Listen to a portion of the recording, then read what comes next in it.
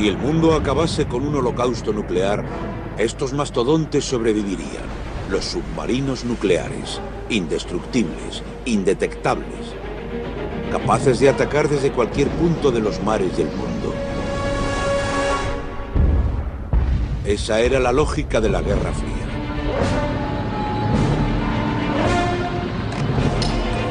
Una era que acabó, pero cuyo legado mortal nos amenaza hoy con urgencia. Casi 200 submarinos nucleares del Imperio Soviético y sus reactores se están pudriendo en los fiordos del norte de Rusia. Una pesadilla medioambiental y el ingrediente perfecto para una bomba terrorista. Durante 40 espeluznantes años el mundo vivió al borde de la aniquilación nuclear.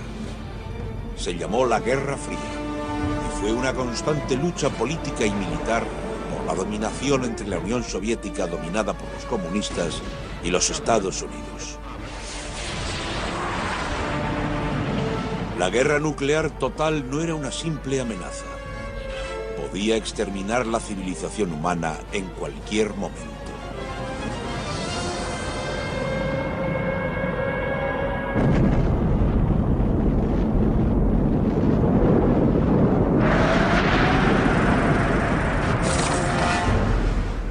Las dos superpotencias libraron una batalla secreta de titanes bajo el agua.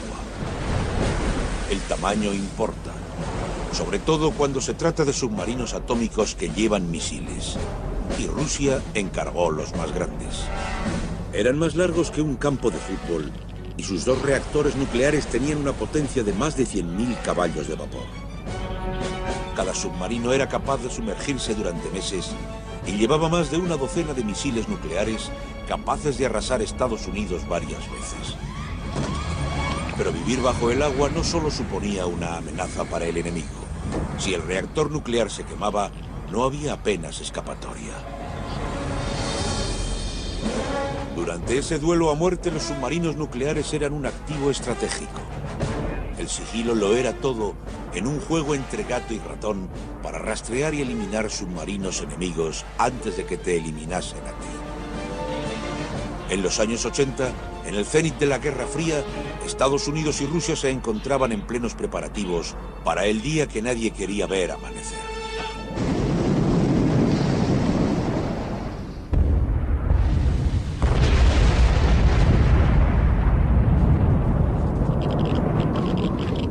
La posibilidad de la aniquilación mutua era lo único que aseguraba la paz y evitaba la guerra. La lógica de la Guerra Fría dictaba que la posesión de una fuerza letal constituía en sí misma la garantía contra su despliegue.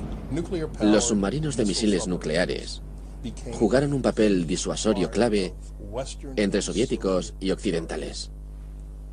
Pocos norteamericanos conocen mejor los submarinos rusos que el historiador naval Norman Polmar. Nunca se podía encontrar y destruir todos los submarinos de misiles nucleares. Ningún bando podía hacerlo. Por lo tanto, se convirtieron en la reserva estratégica que ambos países denominaban factor disuasorio. El arsenal nuclear del Imperio Soviético se encontraba en el lejano norte, en la península de Kola, una masa de tierra que se adentraba en el mar de Barents. No había ningún lugar en el mundo con una concentración mayor de material nuclear. Y en su centro estaba la ciudad más al norte del planeta, Murmansk, 2 grados al norte del círculo polar. Era un punto caliente de la Guerra Fría. En los fiordos del mar de Barents, las aguas cálidas de la corriente atlántica nunca se congelaban. Era el escondite perfecto. Anclado alrededor de las bases secretas de submarinos nucleares más importantes de Rusia, se encontraba el orgullo de la Marina, su factor disuasorio móvil. Pero de la noche a la mañana, la poderosa Unión Soviética sufrió un colapso financiero. Señor Gorbachov, abra la puerta. La caída del muro de Berlín marcó el final de la Guerra Fría.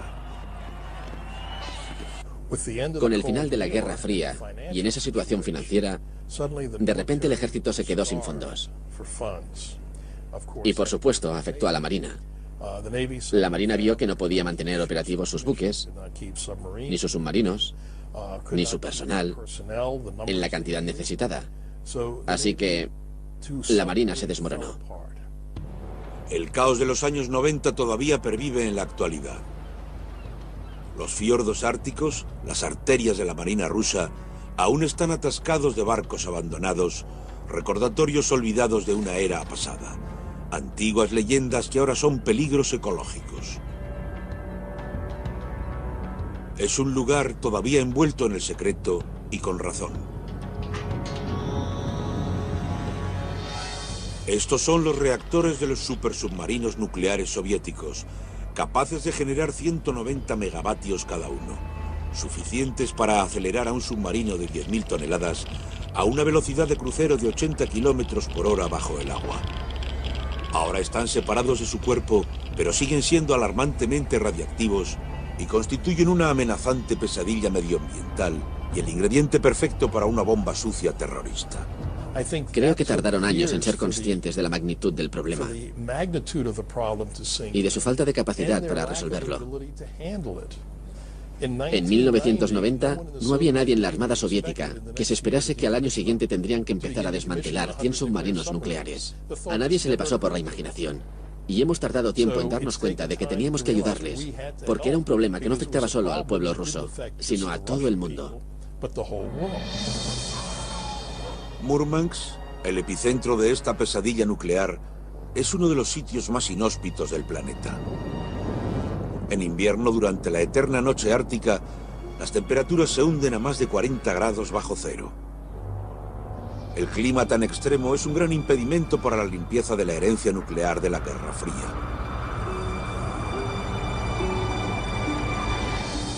Pero en realidad, no es más que uno de varios obstáculos para el equipo de ingenieros alemanes altamente cualificados, encargados de la monumental tarea y dirigidos por Detlef Mittan. Operamos en una zona de alta seguridad, cerrada al mundo exterior. Cuando empezamos a trabajar fue un gran problema, pero ahora nos hemos ganado la confianza de los rusos, que saben que no espiamos sus secretos militares. Ya saben que solo hemos venido a cumplir con este trabajo. El trabajo es el desmantelamiento de más de 200 submarinos y rompehielos nucleares. Un proyecto multimillonario que en gran parte ha de realizarse a mano, combinando fuerza con maña. Estos ingenieros de la antigua Alemania del Este se pasaron media vida visitando el Imperio Soviético. Conocen su idioma y sus costumbres. Los alemanes aportan un conocimiento único de la ingeniería y los contratistas rusos ponen sus ideas en práctica. Pero no es algo que pueda tocar el hombre.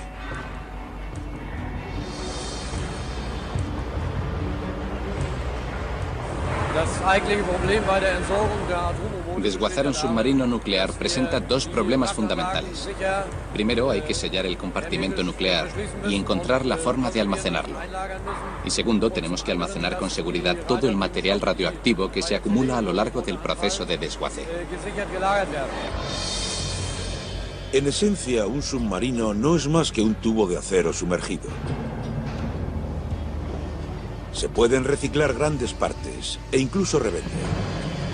Soldar miles de toneladas de acero no es más que cuestión de mano de obra.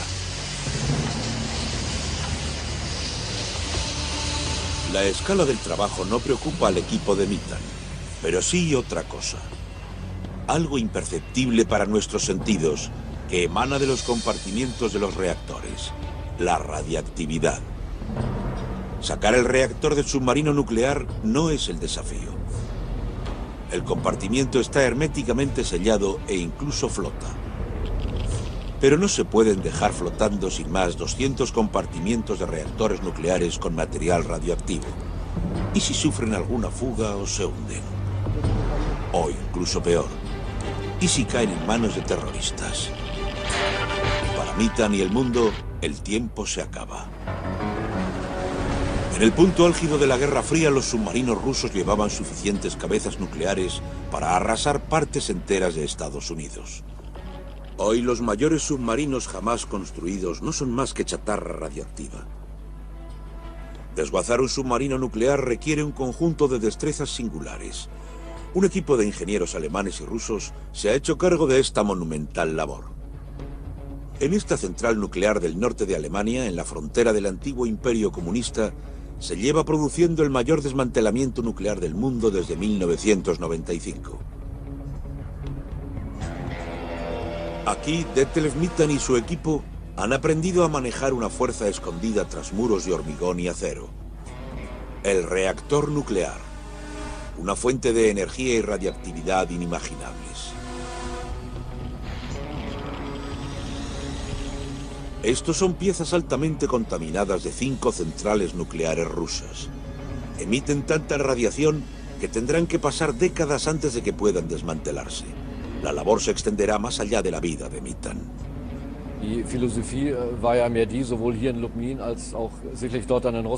Aquí nuestra filosofía es la misma que en Rusia. Pasar a las generaciones futuras algo en lo que puedan trabajar. El conocimiento que tiene Mittan del diseño de reactores rusos de la era comunista es una ciencia moribunda. Tenemos que resolver el problema ahora, para que las generaciones futuras puedan terminarlo con seguridad cuando se lo leguemos. De vuelta en Rusia, la profunda y nevada oscuridad del invierno ha dado paso a la exuberancia del verde y el sol durante el breve verano ártico. Mittan y su equipo regresan a los astilleros de Nerpa, a las afueras de Murmansk, en la zona militar de alta seguridad.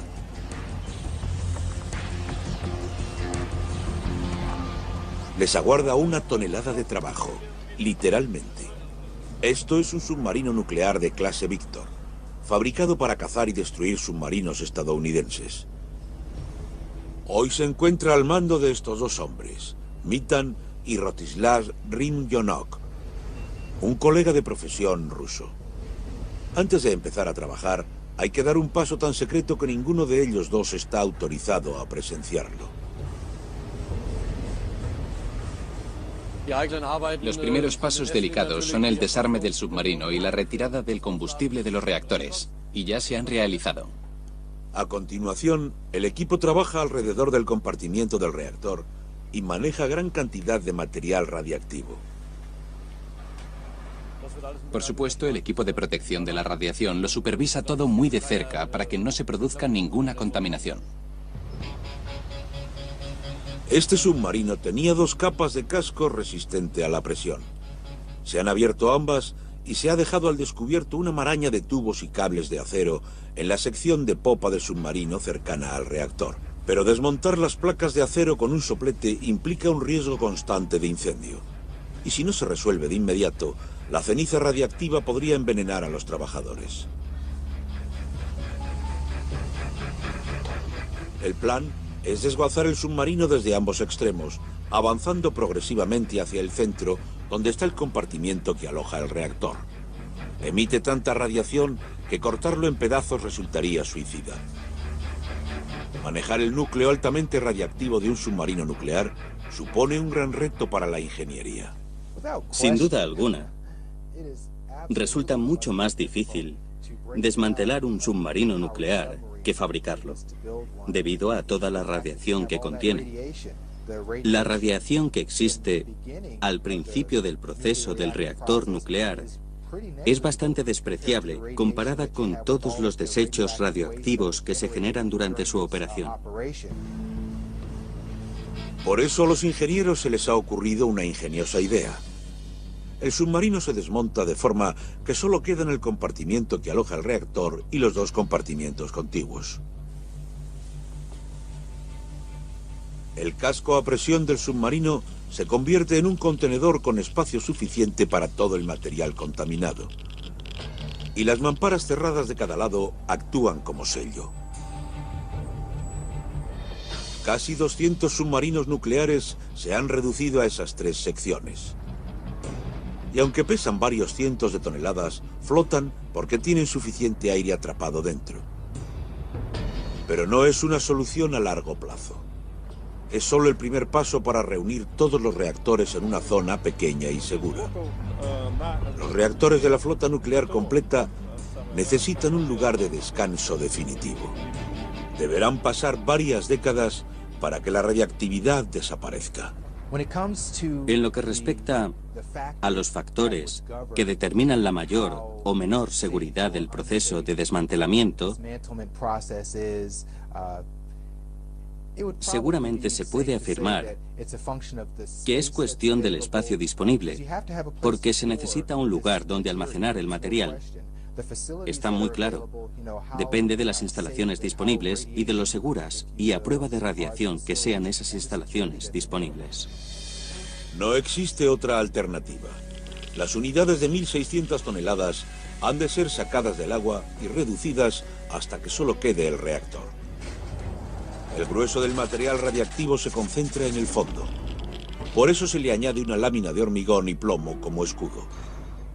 Esto es todo lo que queda del Octubre Rojo, listo para unirse a otros submarinos en su lugar de reposo final a unos 30 kilómetros del astillero. Aquí, en la bahía de Saida, los reactores se almacenan sobre unos cimientos de hormigón de casi 1 metro de alto para garantizar que no haya fugas de radiactividad. Pero el trabajo no acaba aquí. El siguiente paso es descontaminar el material radiactivo que ha estado conectado alguna vez a los reactores mediante un valioso proceso aprendido en Alemania del Este, en otra zona de alta seguridad que muy pocos pueden visitar.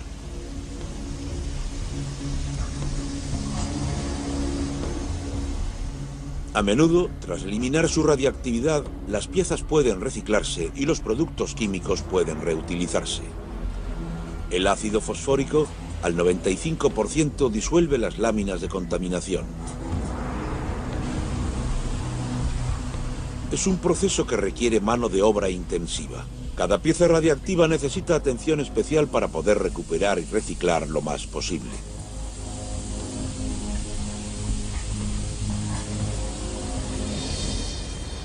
La bahía de Saida será el laboratorio para la autopsia de los cadáveres radiactivos y el cementerio del Octubre Rojo.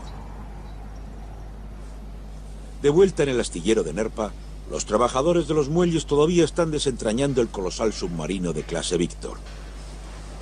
Estos hombres serán los últimos que recuerden su poderío antes de verlo reducido a un montón de chatarra. El submarino es historia. Pocos recordarán su papel porque incluso a su muerte Rusia evita hablar de su flota nuclear. Está claro que los rusos no nos van a decir dónde operaba el submarino, ni cuál era su papel.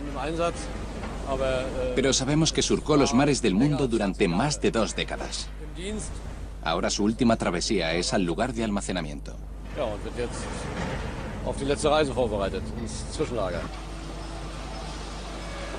Esta es la muerte de un submarino de clase Víctor.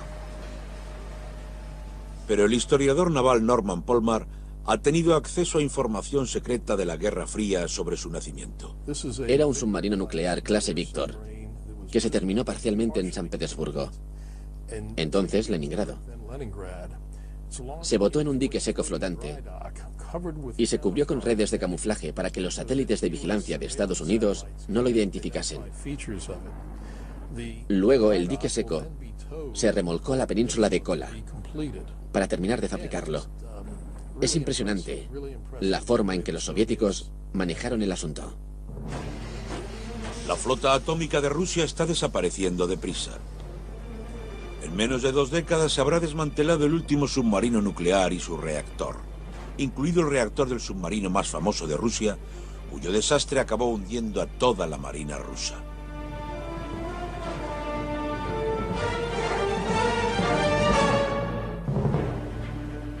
En verano de 2000, tras una década de caos político y hundimiento económico, Rusia volvió a sacar músculo.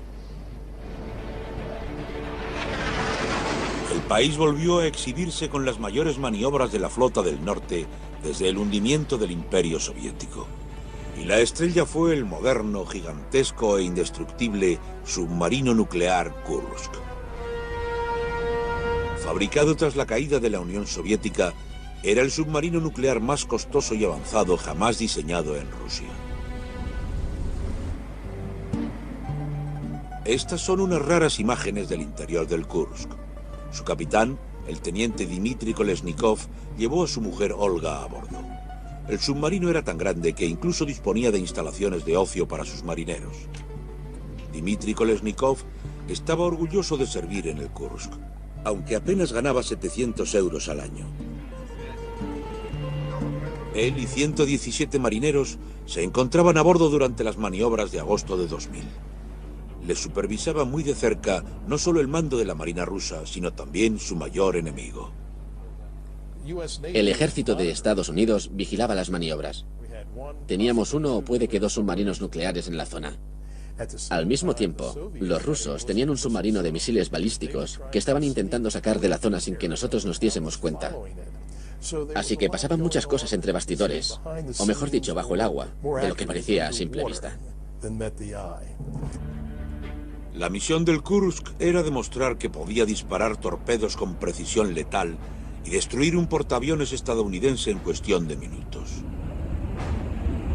Hacia las 8 de la mañana, los técnicos de la sección de proa del Kursk empezaron a cargar los torpedos. El mayor peligro para cualquier submarino lo constituyen sus propios torpedos. Contienen un combustible extraordinariamente explosivo. Si no se manejan con cuidado, pueden explotar. Pero los marineros del Kursk no sabían que sus torpedos no habían recibido el mantenimiento adecuado. A las 8 horas y 51 minutos, la señal de listo para disparar torpedos fue el último mensaje enviado desde el Kursk. Se produjeron dos explosiones de tal magnitud que se registraron en Alaska, a casi 5.000 kilómetros de distancia. Fue una catástrofe con categoría de seísmo que envió al Kursk al fondo del mar de Barents. Se había planeado que fueran unas maniobras navales que sirvieran para demostrar que la Marina rusa seguía en el mapa y que Rusia seguía siendo una gran potencia militar internacional. Pero acabó resultando un gran desastre. Sorprendentemente, la Marina rusa no dio mucha importancia a la explosión. Solo al final del día, tras no lograr comunicarse con el Kursk, los oficiales navales comenzaron a preocuparse. Se perdieron horas intentando buscar al submarino afectado. Al fin y al cabo, se había fabricado para ser indetectable. Luego se produjo un eco de sonar en aguas poco profundas. El Kursk se encontraba a una profundidad de solo 100 metros. Unos buzos podrían haber accedido fácilmente hasta él, pero el equipo de rescate de los rusos era tan viejo y estaba tan mal mantenido que no pudieron contactar con el Kursk. Si había supervivientes, cada minuto contaba, pero la Armada se negó a asumir la derrota y rechazó firmemente la ayuda extranjera. Los soviéticos en general habían sido capaces de sacar a la superficie a los submarinos dañados y rescatar a la tripulación. Pero el Kursk supuso la gran excepción, a causa del tipo de daños que había producido el torpedo en la proa, ya que había reventado la sección de proa entera.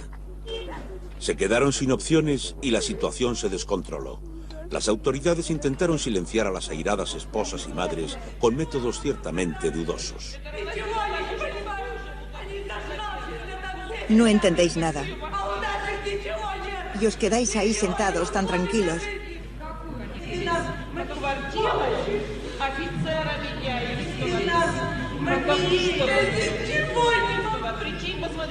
Nos dejáis sin nada, ni siquiera una palabra de esperanza. Ahora más os vale pegaros un tiro, porque no os vamos a dejar vivir.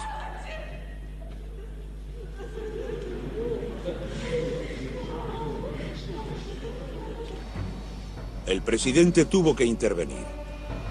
El ejército ruso seguía dividido sobre si aceptar ayuda extranjera. La presidencia de Vladimir Putin, todavía reciente, se vio amenazada por la crisis. Había rumores de que algunos marineros seguían vivos, y entonces Putin pidió ayuda al exterior. Casi una semana entera después del hundimiento del Kursk, unos buzos noruegos fueron capaces de llegar al submarino. Se quedaron impresionados por la escala de los daños. La sección de proa estaba enteramente destruida, pero la popa apenas tenía daños. Todavía podía haber marineros vivos, incluso aún lo bastante fuertes para responder.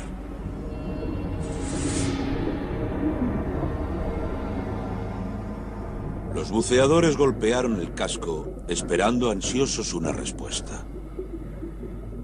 En En realidad, el capitán Dmitry Kolesnikov y 23 marineros sobrevivieron a la explosión inicial. Lo sabemos porque dejaron un mensaje diciendo que tenían pocas esperanzas. Los marineros siguieron vivos al menos 24 horas después de la explosión y posiblemente durante mucho más tiempo. Pero cuando los buzos entablaron contacto con el Kursk, ya no reinaba más que el silencio. Dmitry Kolesnikov y los otros 117 tripulantes estaban muertos. Cuando se abrió la escotilla de escape, una última bocanada de aire marcó el fin de toda esperanza.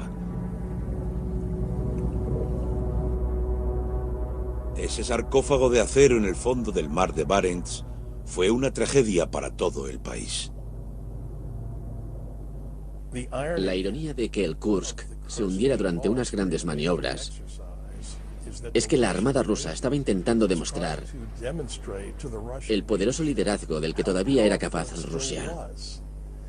Y entonces un submarino de la segunda clase más grande que hay en el mundo sufrió un desastre interno que mató a toda la tripulación de 118 hombres. Y cuando se supo que había personas vivas en la sección de popa del submarino, se demostró lo incapaces que eran el gobierno ruso y la marina rusa de reaccionar ante un desastre de ese tipo. Para salvar la cara y recuperar los cuerpos, Rusia decidió reflotar el submarino. Era el objeto más pesado que se había rescatado jamás del fondo del mar. Centímetro a centímetro, el Kursk salió a la superficie. Más de un año después del accidente, el submarino, la gélida tumba de 118 personas, se recuperó. Los hombres que inspeccionaron el naufragio y rescataron los cuerpos apenas pudieron soportarlo. El temor se transformó en certeza.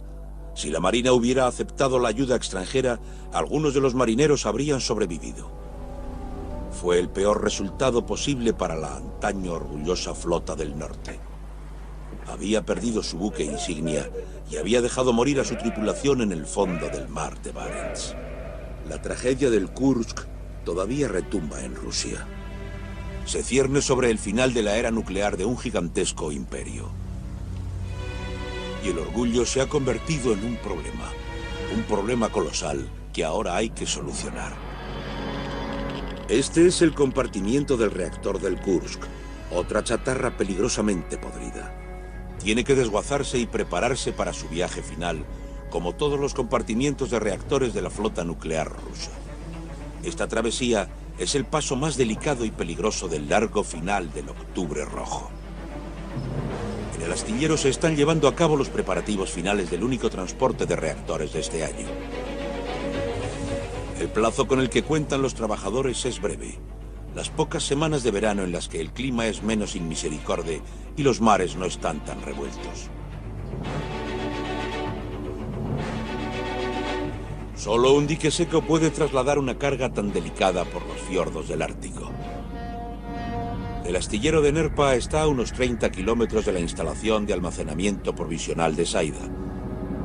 Pero la travesía es traicionera y está surcada de instalaciones militares de alto secreto. Un mar en calma es absolutamente crucial. Si el dique se hunde, las aguas quedarán contaminadas para siempre con residuos radiactivos altamente tóxicos. Cualquier cambio meteorológico supone una invitación al desastre. Los submarinos nucleares, el terror invisible de la Guerra Fría, hoy no son más que problemáticos montones de chatarra. En un esfuerzo monumental se están desguazando casi 200 submarinos, sellando sus reactores y preparándolos para su peligroso viaje final.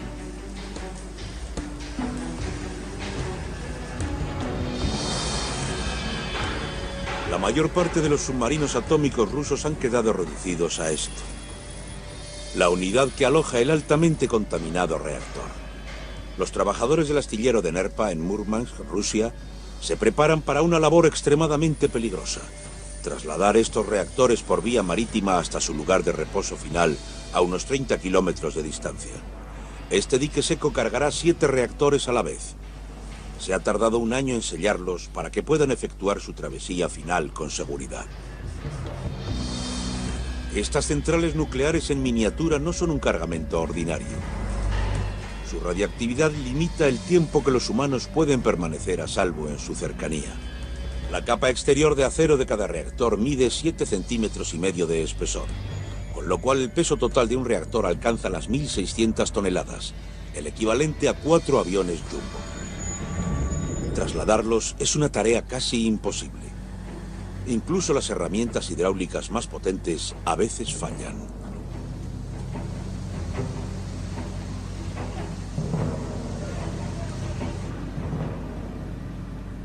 En esta fase, hasta el más mínimo problema puede hacer peligrar la misión. Para la operación de carga se han colocado vías junto al muelle. Los empleados trabajan a doble turno para acabar antes de la pleamar de hoy. Estas últimas horas, la culminación de un año de trabajo, son una carrera contra reloj.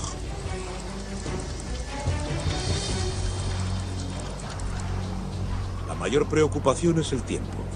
En el Ártico nada puede ser más impredecible. Es el factor que gobierna a quienes toman las decisiones. Detlef Nitan y su colega ruso, Lada Gavlyuchenko. Y no pueden ignorar un hecho amargo. El tiempo ha empezado a volverse en su contra. Hoy hemos visto lo rápido que puede cambiar el tiempo aquí. Se ha puesto a hacer mucho viento y eso es peligroso para el transporte. Solo se permite el movimiento bajo una cierta fuerza de viento. Ahora están en un punto crítico. Si el viento no remite, hoy no podrán realizar el transporte. Como se puede ver, el dique dispone de una amplia zona donde puede azotar el viento. El viento y las olas de los fiordos nos impiden llevar a cabo el transporte a salvo. Es un desastre. También ha empezado a llover. Pero los empleados continúan trabajando de todas formas para acabar su labor con la esperanza de que mejore el tiempo. Unos enormes contrafuertes de acero mantienen los reactores en su sitio, 3 a cada lado de la unidad.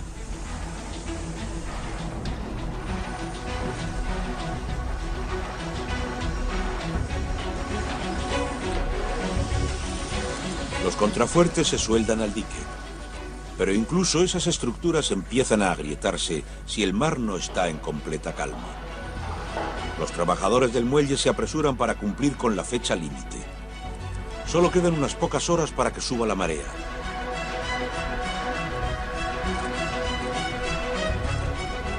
Pero el viento sigue sin remitir y el cielo no se ha despejado.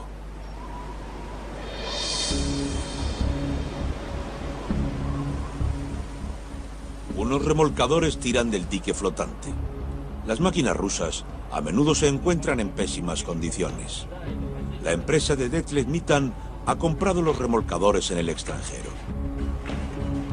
También ha supervisado la modernización de los remolcadores locales. Es responsabilidad suya que los motores diésel de los remolcadores no fallen.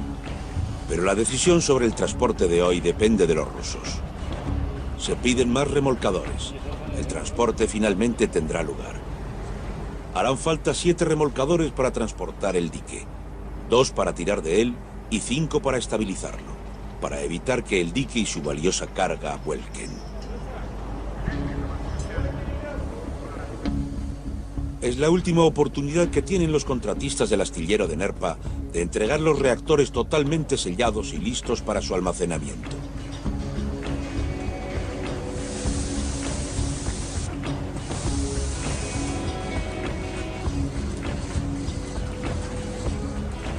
Entonces, se produce una buena noticia. El cielo empieza a despejarse. Pero a menos que remita el fuerte viento, el dique y su peligrosa carga amenazan con causar un desastre medioambiental. Está a punto de comenzar el transporte marítimo de 7 reactores nucleares rusos. El agua se bombea fuera del dique, que empieza a flotar con la marea alta. 7 potentes remolcadores tienen que empujar y tirar del gigantesco dique flotante cargado para sacarlo al fiordo ártico. Solo pueden avanzar a ritmo de caracol. A 2 nudos tardarán casi 9 horas en llegar a su destino a 30 kilómetros de distancia. La instalación de almacenamiento de la bahía de Saida en el norte de Rusia. Pronto será imposible volver atrás. Cuando se trabaja con un reactor desmantelado, hay que saber muy bien lo que se hace, y mucho más si se trata de varios reactores y encima se transportan por vía marítima. Es una gran hazaña de la ingeniería. Es una de esas cosas en las que si todo sale bien, respiras aliviado, pero si no sale bien, las consecuencias pueden ser muy graves. Si se hundieran y se sería nada fácil sacar un reactor nuclear del fondo del mar. Pero por fin el tiempo se pone de su lado. El sol radiante y el mar en calma prometen una travesía segura a los reactores.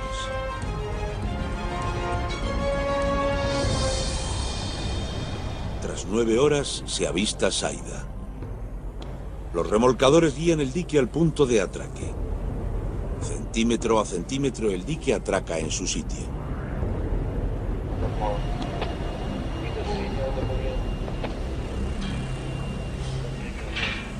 El dique ya está a salvo, pero quizá su carga no. Ahora hay que descargar un peso de casi 12.000 toneladas del muelle flotante que se unirá al de los otros 33 submarinos nucleares desmantelados que ya se han trasladado aquí en los últimos 6 años, mientras el paso del tiempo los deja inertes lentamente. Son estos hombres quienes dirigen la fase final y deciden el lugar exacto donde descansará cada uno de ellos permanentemente. Es mejor no tener que mover 2 veces 1.600 toneladas. Vadgem Ambarchumyan es el director de las instalaciones de Saida y antiguo oficial de submarinos. Entre los reactores hay 2 que Vadgem recuerda muy bien. Estuvo destinado en los submarinos que funcionaban con su energía. Si recuerdo correctamente, fue en 1982. Era un buen submarino, muy fiable. Era el mejor submarino en el que he servido, y mi destino transcurrió sin incidentes. Este antiguo oficial de submarinos cree que es su deber lograr que descanse en paz y a salvo lo que antaño fue una amenaza para Occidente. Los gigantes de la Guerra Fría, que ahora yacen varados sobre un lecho de hormigón en lo más remoto del Ártico.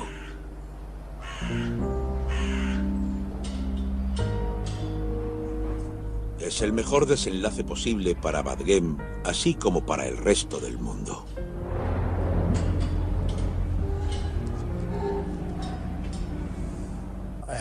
Tuve el privilegio de conocer a varios oficiales de submarinos soviéticos, ahora retirados, y también a varios diseñadores de submarinos soviéticos, ahora rusos. Y era una gente, a nivel individual, con mucho talento, y muy dedicada y muy amable. Así que cuando hablamos de oficiales de submarinos soviéticos o rusos, nos referimos a personas de verdad con las que podías llevarte muy bien. A causa de las complejidades del desmantelamiento de los submarinos nucleares, los reactores solo llegan a Saida una vez al año. Y estos hombres tendrán que dedicar todo el resto de sus carreras a enterrar la antiguamente poderosa flota del norte rusa. De hecho, la larga historia del Octubre Rojo no acabará hasta dentro de 70 años. Solo entonces los niveles de radiactividad habrán bajado lo suficiente para que los reactores puedan abrirse, manipularse y desmontarse por completo. Un legado para las generaciones futuras. ¿Pero sus contenedores durarán tanto tiempo?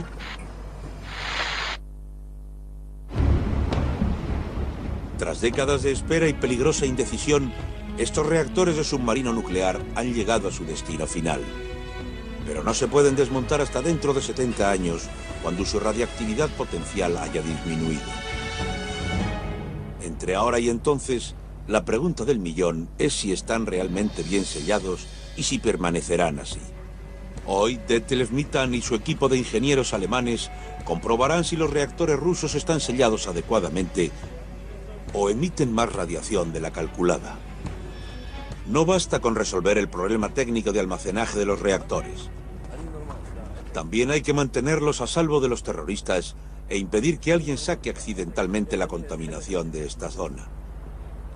Por eso se vigila cuidadosamente a todos los visitantes a esta zona de alta seguridad.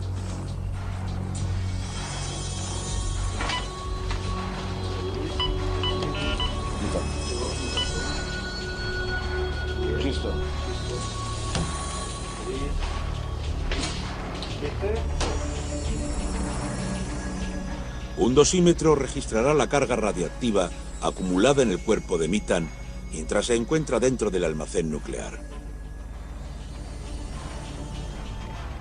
Mitan y su colega ruso, Vazgen Marsunyam, limitarán el tiempo que pasan junto al reactor.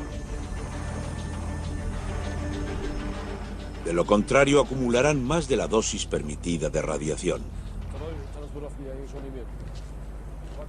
Pero es vitalmente importante entrar y acercarse a medir los niveles de radiación de cada reactor.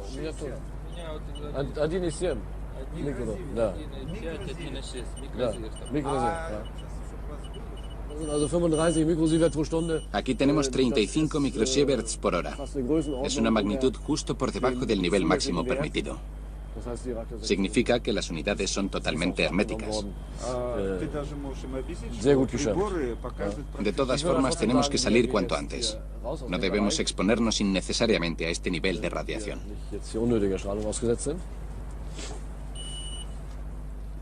La naturaleza dicta que la radioactividad decrece con la distancia.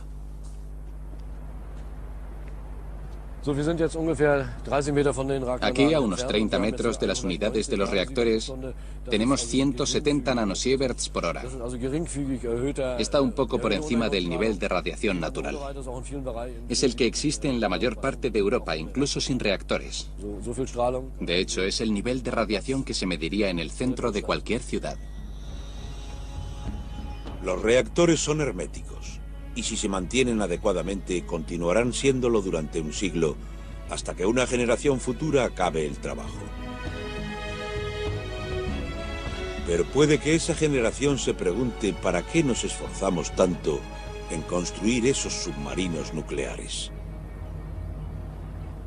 Creo que los submarinos nucleares de ambos bandos jugaron un papel clave para mantener la paz mediante la disuasión. Ningún bando podía arriesgarse a iniciar una guerra nuclear o a obligar al otro bando a iniciarla. Estos mastodontes de la Guerra Fría, capaces de destruir el mundo en segundos, tardarán décadas en ser destruidos.